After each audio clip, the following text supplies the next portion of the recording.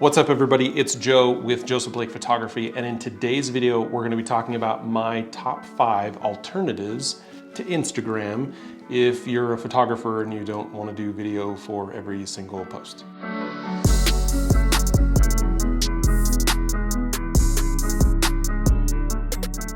Again, I am Joe, this is Joseph Blake Photography, and on this channel we talk about tech, news, how-tos, and reviews.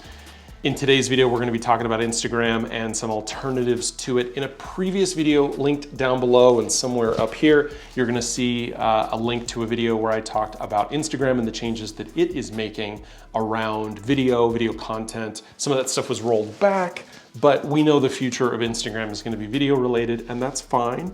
But us being photographers who want to display our work, well, we need a place to do that we feel comfortable, and so I'm gonna go over my 5 favorite current, and some of these are old ones, current options for photographers to show off their work.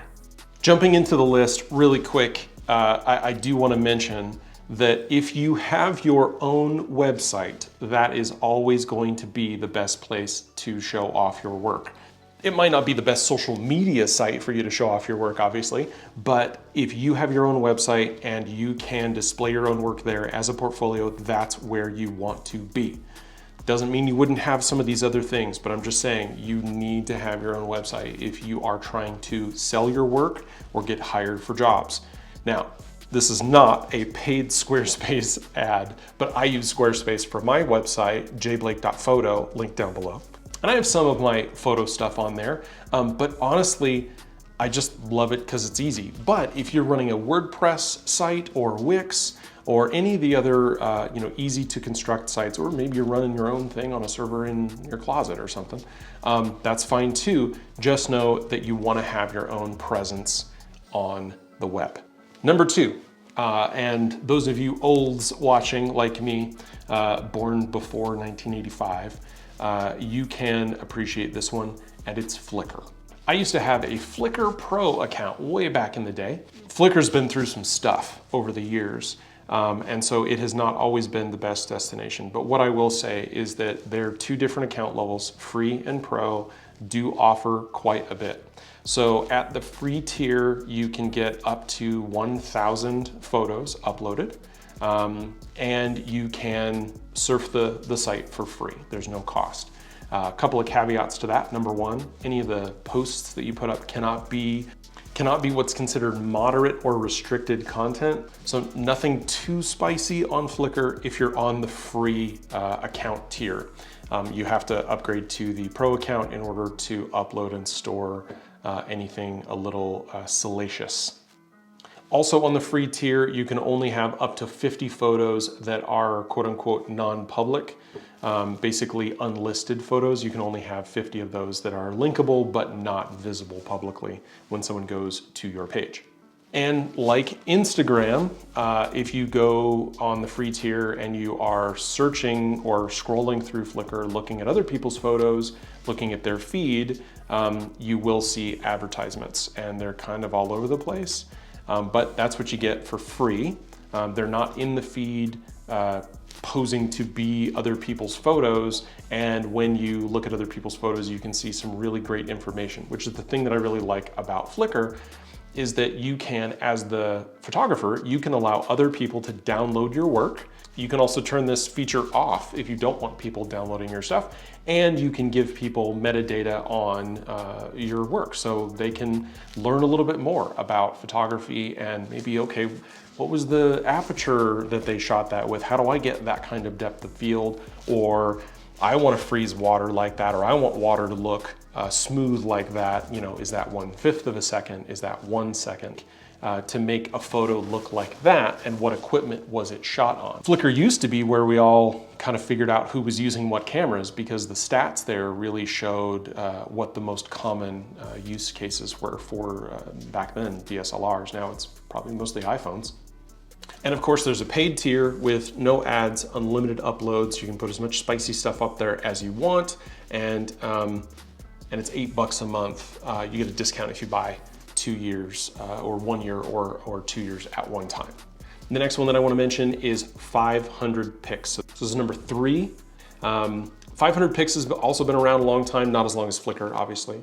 And the thing about 500 Pix is that it is really about the art of photography. So where Flickr can be a little bit of everything, kind of like Picasa used to be back in the day. Shout out to old school Picasa folks before it got bought by Google.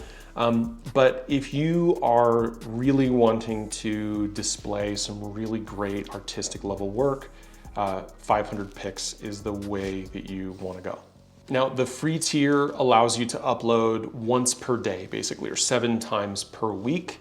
And so unless you are invested in showing off your work, you're only going to be able to upload basically once per day. But that's okay. Again, it's not a social media sharing site like Instagram where you're going to post everything. This is about photographers displaying their work, partly to other photographers. Now, if you go up to their first paid tier, you'll be able to get unlimited uploads. You get more analytics about people that are looking and liking your stuff.